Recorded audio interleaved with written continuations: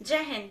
हाजिर हूं मैं आपके सामने अपनी किताब let's board the love train का हिंदी ट्रांसलेशन मोहब्बत की रेलगाड़ी का एपिसोड नंबर 41 लेकर। पिछले एपिसोड में हमने देखा किस तरह से शाहदा अपने दादू और नानू से इटर्निटी से कनेक्ट करती है अपने प्रेयर के थ्रू।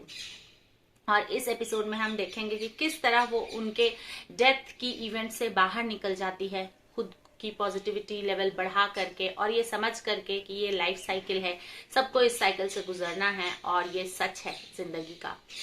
और इस तरह से वो अपनी पढ़ाई में बिजी हो जाती है, अपनी एनर्जी को पॉजिटिविटी के साथ यूज करने के लिए वो अपने अंदर के टैलेंट पे काम करना शुरू कर देती है और अपनी टैलेंट को टैंजिबल क्रिएटिविटीज में, मतलब वो टैंजिबल, वो जिसे हम टच कर सकते हैं, फील कर सकते हैं, उसमें कन्वर्ट करती है।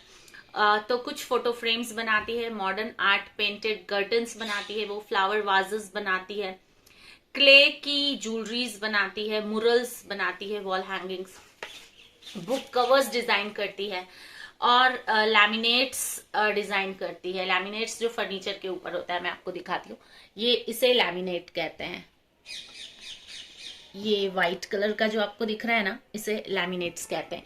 तो वो लैमिनेट्स डिजाइनिंग का काम भी करने लगती है क्योंकि उसकी आर्ट में बहुत परफेक्शन आ रहा था डे बाय डे। तो उसको टैंजिबल चीजों में वो कन्वर्ट करती जाती है, अपनी आर्ट की, अपनी क्रिएटिविटी को। और इस तरह से अपना वक्त बहुत पॉजिटिवली इस्तेमाल करती रहती है। 6 महीने के बाद उसके मैटरनल ग्रैंड माँ यानी उसकी नानी जी हाई ब्लड प्रेशर फेस करती हैं, उनको हाई ब्लड प्रेशर हो जाता है। वो वरीशा को बुलाती हैं शाहदा को बताने के लिए कुछ वैल्यूज जो उन्होंने अपनी जिंदगी में सीखे हुए होते हैं और जो अभी तक उन्होंने शाहदा को कन्वे नहीं किया था। तो वो शाहदा को बुलाकर अपनी जिंदगी के रियल लाइफ एक्सपीरियंसेस उससे शेयर करती हैं ताकि शाहदा अपनी जिंदगी में पॉजिटिविटी लेवल के साथ आगे बढ़े और उनकी जिंदगी की हर वो एसेट जो बहुत अच्छी है, जो शाहदा की पर्सनालिटी को एनरिच कर सकती है, वो सारी बातें वो उसको बताती हैं। और वो शाहदा को अपने पास बुला करके बिठाती हैं और कहती हैं कि मैंने अपनी जिंदगी भर की जो मेरी लाइफ जर्नी है उसमें मैंने नोटिस किया कि जो एल्डरली पीपल होते हैं और जो अभी की जनरेशन है यानी मैं और तुम, उन दो जनरेशन के बीच थॉट्स का एक बहुत डिस्प्यूट होता है, थॉट का। और इसकी वजह से बहुत सारे एक्सपीरियंसेस जिंदगी में नए मुझे सीखने को मिले। एज नानी, तुम्हारी नानी होने के नाते मैंने बहुत सारी चीजें सीखी अपने नानी के रोल में भी, जो मैं तुमसे शेयर करना चाहती हूँ। वो बताती हैं कि वक्त बदलता रहता है, टेक्नोलॉजी बदलती रहती है, काम करने का तरीका, इन्फ्लेशन, महंगाई की दर, माइंडसेट, लोगों की थॉट प्रोसेस, ये सब बदल जाएगा एक वक्त आने पे।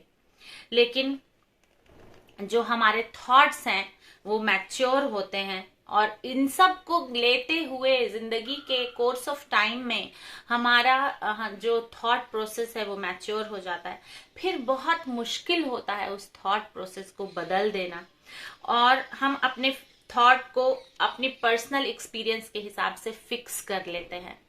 तो मेरी एज में आकर के, नानी के रोल में आकर के बहुत सारी चीजों का बदल देना इतना आसान नहीं होता एल्डरली लोगों के लिए। और वो कहती हैं कि इट्स ओके अगर फ्यूचर में तुम्हारी बेटी कुछ ऐसे आइडियाज अपनी जिंदगी को चलाने के लिए चुन ले, तो जैसा वो चाहती है तो उसको उसकी जिंदगी जीने देना, तब तक जब तक कि वो अपनी जिंदगी को अपने सोच से नुकसान पहुंचाने वाली हरकत ना करे। अगर वो अपनी सोच बहुत अच्छे तरीके से इस्तेमाल करके अपनी जिंदगी के रास्तों पे चलना चाहती है तो उसको इतनी फ्रीडम देना कि वो चल सके। और ये बात वो वरीशा को भी समझाती हैं कि शाहदा को इतनी फ्रीडम देना कि वो चल सके अपनी जिंदगी के रास्तों पे अपने हिसाब से। और वो वरीशा को बताती हैं कि मैंने तुम्हें देखा है किस तरह से तुम सेल्फ कंट्रोल्ड इंसान हो और हमेशा अच्छाई के लिए काम करती रही अपनी जिंदगी में, और तुमने कभी किसी के ऊपर अपनी सोच को थोपने की कोशिश नहीं की और ये सारी चीजें जो होती हैं एक इंसान को बहुत ही हम्बल और जेंटल बनाती हैं। तो तुम्हारी लाइफ जर्नी से मैंने सीखा कि बच्चों को उनके जिंदगी के रास्तों पे चलने की फ्रीडम देने का पहला जो ड्यूटी होता है वो पेरेंट का होता है। और इस तरह से मैं तुम्हें फ्रीडम देती गई क्योंकि तुमने कभी अपने थॉट का गलत इस्तेमाल जिंदगी में किया ही नहीं। वो बताती हैं कि शाहदा को इस तरह से इस इज्जत के साथ बड़ा करो जैसे हर इंसान की सोच, हमारे परिवार के हर इंसान की सोच की एक बहुत रिस्पेक्ट है, बिल्कुल उतनी ही रिस्पेक्ट शाहदा की सोच को भी दो। और उसको इस तरह से बड़ा करो कि वो अपनी जिंदगी में अच्छाई करने के लिए अंदर से उसको फीलिंग आए। उसको ट्रेन करना, उसकी ट्रेनिंग करना, उसके थॉट प्रोसेस को क्लेनलीनेस करने का।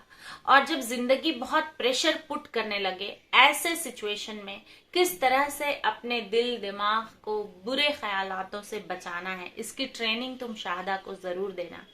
वो इसलिए क्योंकि एक डेमोक्रेटिक कंट्री के सिटीजन हैं हम लोग, और हमारे कंट्री का जो डेमोक्रेटिक कंट्री होती है उसमें half of the power rest in the hand of people, क्योंकि लोग जो होते हैं चुनकर लाते हैं रिप्रेजेंटेटिव, और इस तरह से गवर्नमेंट चलती है। तो एक एजुकेटेड सिटीजन इंडिया का होने के नाते तुम ये जरूर सीखना कि किस तरह से, जिस तरह अपनी सोच बहुत उम्दा हम समझते हैं, बिल्कुल वैसे ही सामने वाला अगर कोई बहुत अच्छे अच्छे काम कर रहा है अपनी जिंदगी में तो उसको अप्रिशिएट करके उसकी थॉट प्रोसेस को एक्नॉलेज करने का काम एज अ मदर तुम शाहदा की लाइफ में करना। हमेशा याद रखना, अपना कंट्रोल सर्कल, हमारा कंट्रोल हम तक होता है, ये बात तुम शाहदा को भी सिखाना। हम दूसरों की बातों को सुन सकते हैं और वो सारे काम कर सकते हैं जो ऊपर वाला हमें अच्छाई के रास्ते पे गाइड कर रहा है। जब ये बात बहुत बड़े लार्ज लेवल पे काम करने की होती है लोगों के साथ, तो हमें एक कॉमन रास्ता निकालना पड़ता है जिसपे हम, जैसे कि आज तक की जिंदगी के सफर में मैंने समझ लिया कि हर इंसान को अल्लाह ने अलग बनाया है। The almighty has created every individual differently. इसका सबसे अच्छा उदाहरण यह है कि आप आधार कार्ड में देखिए, आंख का कलर और थंब प्रिंट, फिंगरप्रिंट सब इंसान की अलग होती है। तो बिल्कुल वैसे ही हर इंसान की लाइफ जर्नी भी अलग होती है, तो उसकी थॉट प्रोसेस अलग होती है। लेकिन अगर उसकी लाइफ जर्नी उसको बहुत ही अच्छाई सिखाते हुए आगे बढ़ रही है और तुम्हारी पर्सनालिटी में बहुत सारी अच्छाई है, तो बिल्कुल ऐसे ही सामने वाले की अच्छाई को एक्सेप्ट करने का जज्बा शाहदा के अंदर ग्रो करना, और किसी भी इंसान को अपने पर्सनल थॉट के, जजमेंटल थॉट के फ्रेम में रखकर देखने की आदत से उसे बचाना।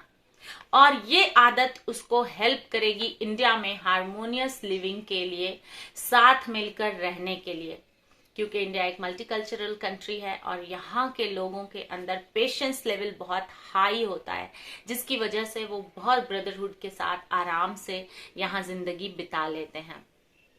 और उसकी ये आदत कि पर्सनल थॉट के फ्रेम के अंदर किसी को नहीं देखना है, ये उसको मदद करेगी उसके मैरिटल लाइफ में, मैरिड लाइफ में जब वो एंटर करेगी तो वो अपने घर को एक खूबसूरत सा दुनियावी जन्नत बनाने में काम करेगी। और जन्नत में बहुत सुकून होता है। सुकून को बनाने के लिए, सुकून को स्टैब्लिश करने के लिए कंटिन्यूअसली काम करना पड़ता है और बहुत ईमानदारी से रिश्तों को निभाना पड़ता है। ये चीज तुम शाहदा को भी सिखाना, बिल्कुल वैसे ही जैसे तुम कोर्स ऑफ टाइम में खुद तुमने ये सारी चीजें सीख ली। ये बहुत ही उम्दा तुम्हारी लाइफ की अचीवमेंट है जो मैं कहना चाहती हूँ कि तुम शाहदा को भी पास ऑन जरूर करना। पूरे दुनिया के जितने भी पेरेंट्स हैं जो हार्डवर्क कर रहे होते हैं अपने बच्चों के अंदर इंसानियत भरने में, वो न्यू जनरेशन में भी ऐसे पेरेंट देखने को मिले हैं मुझे। और इस तरह से तुम शाहदा को एक अच्छी माँ बनने के लिए भी ट्रेन करना, जो अपनी फैमिली के हर मेंबर की थॉट को, जहां पे वो अच्छाई का जिक्र कर रहे होते हैं, एक दूसरे को आगे बढ़ाने का जिक्र कर रहे होते हैं, एक दूसरे की पर्सनल रिस्पेक्ट का ख्याल रखने का जिक्र कर रहे हैं, तो उन सब चीजों को एडमायर करने की आदत तुम शादा को डेवलप करना, अपने एक्शन से भी और अपने थॉट प्रोसेस को वक्त बवक्त उससे एक्सप्लेन करके भी, क्योंकि माँ बाप मेंटोर होते हैं बच्चों के अपब्रिंगिंग के, और अभी तक कुछ भी इस तरह का ट्रेडिशनल अपब्रिंगिंग के मेंटोर होते हैं, कुछ भी इस तरह का कस्टमाइज्ड अपब्रिंगिंग सिस्टम और गाइडेंस सिस्टम पेरेंटल जर्नी का अभी तक कोई खास बहुत इंट्रोड्यूस नहीं हुआ है। हालांकि कहीं कहीं पे हुआ है इंट्रोड्यूस, जिनके पास बहुत पैसे हैं वो खर्च करके अपने ऊपर ये सारी चीजें सीखते हैं, लेकिन बहुत बड़ा तबका जो हमारे देश का है वो अभी ये नहीं समझ पा रहा है, जिसकी वजह से देश में बहुत सारी सोशल इश्यूज हैं। मैं तुम्हारी अपब्रिंगिंग से बहुत खुश हूँ और मैं ये देखकर बहुत ज्यादा ब्लेस्ड फील करती हूँ कि मैं तुम्हारी माँ हूँ, कि तुम अपनी बेटी को ये सिखा रही हो कि फाइनेंशियल इंडिपेंडेंस हर इंसान के लिए जरूरी है। मैंने देखा है पैसों से रिश्तों को खराब होते हुए, पैसा किस तरह से रिश्तों के बीच बोन ऑफ कंटेंशन, लड़ाई की जड़ बन जाता है। और इस तरह से, वैसे तो एक्सेप्शंस आर ऑलवेज देयर, बहुत सारी फैमिली में पैसा लड़ाई की जड़ नहीं भी बनता है, लेकिन मैक्सिमम केसेस में देखा गया है कि ऐसा होता है। क्यों होता है? क्योंकि जो इंसान पैसे कमा रहा है उससे लोग पैसे लेते जाते हैं, लेते जाते हैं, लेते जाते हैं। एक एज आने पे उस इंसान को लगने लगता है कि मैंने इन सब को पाला है, ये सब मेरे पैसों पे पल रहे हैं, तो इनका कंट्रोल मेरे हाथ में होना चाहिए। ये दोनों तरफ के लोगों के लिए खराब है। हम ऑलमाइटी के बनाए हुए क्रिएटर हैं, हमें कंट्रोल वो करेगा अच्छाई पे चलाने के रास्ते पे। हम इंसान को नहीं कंट्रोल करेगा, ये ऊपर वाले का कानून है। तो ये चीज कहीं ना कहीं पैसा जो मास्टर होता है फैमिली का, उसके दिमाग में ग्रो कर देता है, और इसकी वजह से जो भी सबऑर्डिनेट होते हैं, जो उसके पैसों पे पल रहे होते हैं, बड़े हो रहे होते हैं, उन्हें ना चाह के भी एक गुलामी का फेज गुजारना पड़ता है अपनी जिंदगी में। तो ये फिर रिश्ते में खटास आती है, क्योंकि रिश्ते में गुलामी नहीं होती। रिश्ता, जो सच्चा रिश्ता जो होता है, वो एक दूसरे को खुली फिजा में परवाज करना सिखाता है। अगर हम एक दूसरे को ऐसे चिड़िया को जैसे दबोच के रखते हैं, उस तरह से रखने की कोशिश कर रहे हैं किसी भी तरह रिश्ते में, तो ये सच्चा रिश्ता नहीं होता है, ये मास्टर और सबऑर्डिनेट का रिश्ता होता है। और फैमिली में कोई मास्टर और सबऑर्डिनेट नहीं होता। हम एक दूसरे के एज को समझते हुए एक दूसरे को नर्चर करते हैं, प्योर थॉट से, पॉजिटिव वाइब से, और उनके कॉन्फिडेंस बूस्ट अप करते हैं। क्योंकि आज फैमिली के अंदर है, कल जब वो फैमिली के बाहर बच्चे जाएंगे, तो अगर हमने उनको गुलाम बनने की आदत के साथ घर में बड़ा किया है, तो वो बाहर जाके सिर्फ गुलामी ही सीखेंगे। और एक सच मैं तुम्हें बता दूं कि ऊपर वाले ने हर इंसान को किसी ना किसी फील्ड का लीडर बनाकर भेजा है, तो उसकी लीडरशिप क्वालिटी को नर्चर करना तुम, और ये ड्यूटी एक माँ की होती है। वो समझाती हैं वरीशा को कि एक ही इंसान का फाइनेंशियल टारगेट, अगर एक फैमिली में एक बंदा कमा रहा है और उसके ऊपर 5 लोग जी रहे हैं, खा रहे हैं, बड़े हो रहे हैं, तो एक फेज में आकर उसको डिप्रेशन आता है। और मैं नहीं चाहती कि शादा का जो स्पाउस होगा, वुड बी, वो किसी भी तरह के प्रेशर में आके रिश्ता निभाए शादा के साथ। तुम उसको ये भी सिखाना कि ये स्किल्स जो हैं फाइनेंशियल इंडिपेंडेंस की, ये तुम्हारा सेल्फ रिस्पेक्ट हमेशा हाई करके रखेंगी। हाई करने का मतलब ये है कि तुम सामने वाले की रिस्पेक्ट को भी समझोगी, वो पैसा कैसे कमा रहा है उस दर्द को समझोगी, उस पैसे को किस तरह से वो फैमिली पे खर्च कर रहा है सेल्फलेस होकर, उसको एडमायर करना शाहदा सीखेगी। और इस तरह से पढ़ने लिखने के बाद आखिर क्यों एक ही इंसान पूरे फैमिली की अर्निंग की रिस्पॉन्सिबिलिटी लेगा मरते दम तक, ये सवाल वो बार बार खुद से पूछेगी। और इस तरह से वो अपने स्पाउस की सच्ची लाइफ पार्टनर बनेगी, और वो अपने स्पाउस को इस बात का एहसास होने देगी कि तुम मेरे लिए लाइफ पार्टनर हो, पैसा कमाने का जरिया नहीं। तुम मेरा खर्चा पूरा करने का जरिया नहीं हो। मैं अपना खर्चा खुद निकाल सकती हूँ, लेकिन मैं तुम्हारे साथ इसलिए हूँ क्योंकि तुम मेरे साथ जिंदगी के सफर में चलने वाले पार्टनर हो। और ये फीलिंग जब स्पाउस के बीच डेवलप होती है, तब कहीं ना कहीं बहुत प्यारा सा एक बंधन मियाँ बीवी के बीच डेवलप होता है। मैं तुमसे एक बात और कहना चाहती हूँ वरिशा, अगर तुम कहीं भी बाहर जाओ और ऐसे इंसान से तुम्हारा राब्ता हो, कनेक्शन हो, या ऐसे इंसान से तुम कभी मिलो जो अपने घर वालों का ख्याल रखते रखते समाज के लिए, नेशन की ग्रोथ के लिए भी कुछ काम कर रहा है, और उसके साथ ही साथ अपनी फैमिली के नए जनरेशन को बहुत उनके हिसाब से जिंदगी जीने के लिए जीना सिखा रहा है, तो तुम ऐसे इंसान को बहुत बहुत ग्रेटिट्यूड पे करना, क्योंकि ऐसे लोग बहुत रेयर हैं आज के समाज में, और ये रेयर लोग ही समाज में अच्छाई को बना करके रखते हैं। They are blessed souls. ऐसे पेरेंट्स सिर्फ हिंदुस्तान में ही नहीं, हमारी इंडिया में ही नहीं, पूरे वर्ल्ड लेवल पे अलग अलग कंट्रीज में तुम्हें मिलेंगे देखने को। और ये लोग ही अच्छाई को बनाए रखने की ताकत रखते हैं, ह्यूमैनिटी को रेज करने की ताकत रखते हैं। तो ऐसे लोगों को ग्रेटिट्यूड पे करना कभी मत भूलना। रिश्ता मजबूत तब जाकर के होता है जब रिश्ते में कोई वर्ल्डली एक्सपेक्टेशन नहीं होती, मतलब दुनियावी चीजों की एक्सपेक्टेशन कि मेरा शौहर मुझे झुमके ला के देगा तो मैं उससे प्यार करूंगी, मेरा शौहर मुझे नेकलेस ला के देगा तो मैं उससे प्यार करूंगी, मेरा शौहर मेरे लिए अच्छे अच्छे कपड़े लाएगा तो मैं उससे प्यार करूंगी, मेरा शौहर, मतलब किन किन शर्तों पे हम प्यार करेंगे अपने शौहर से। इस चीज को तुम शाहदा को एक्सप्लेन करो कि जो शौहर और बीवी की मोहब्बत होती है वो चीजों की वजह से नहीं होती, वो इसलिए होती है क्योंकि वो एक दूसरे के लिए एक दूसरे को एज अ सोल बहुत इंपॉर्टेंट समझते हैं। जी, ये जो वर्ल्डली चीजें हैं ये तो वक्त बे वक्त आती हैं जाती हैं, कभी नहीं भी होंगी तो चलेगा, लेकिन शौहर से जो मोहब्बत है, एज अ पर्सन उससे जो हमारी मोहब्बत है, वो हमेशा ऊपर उठाने की कोशिश करते रहना चाहिए। तुम शाहदा को ये सिखाना, जिस तरह से हमने अपने परिवार में एक दूसरे की वैल्यू की, ससुराल और मायके में कोई डिफरेंस तुमने क्रिएट नहीं किया, तुमने ससुराल के माँ बाप की भी बिल्कुल वैसे खिदमत की जैसे तुम हमारी करती हो, और तुमने एक माइलस्टोन क्रिएट किया अपनी एजुकेटेड लाइफ से बाकी आने वाले सभी बच्चों के लिए।